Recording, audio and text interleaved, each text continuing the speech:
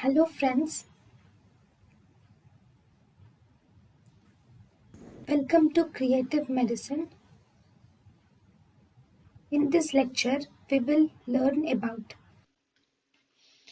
Infantile polycystic kidney disease.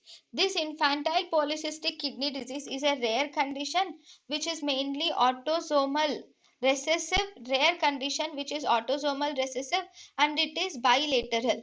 It always becomes apparent during childhood. It is seen very early in the childhood itself, and this autosomal recessive polycystic kidney disease is the most severe form, and it is seen early in the life.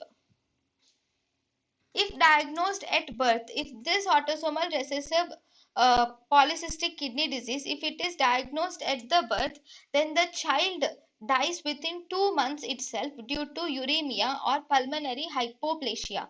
This autosomal recessive polycystic kidney disease is associated with hepatic fibrosis, which results in portal hypertension and also hepatic failure. It can also result in pulmonary fibrosis in some cases.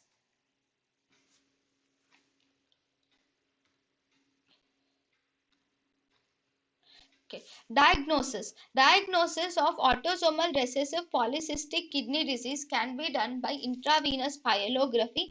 On intravenous pyelography, we can see that there is delayed function is seen with radial and medullary streaking, which is called as sunburst pattern is seen on intravenous pyelogram.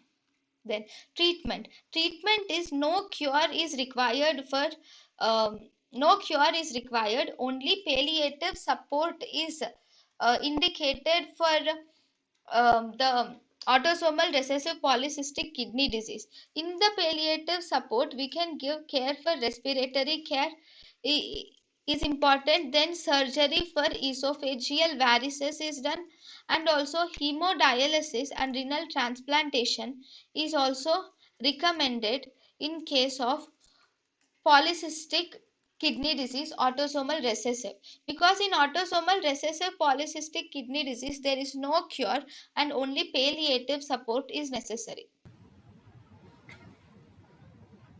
thank you and thank you for watching.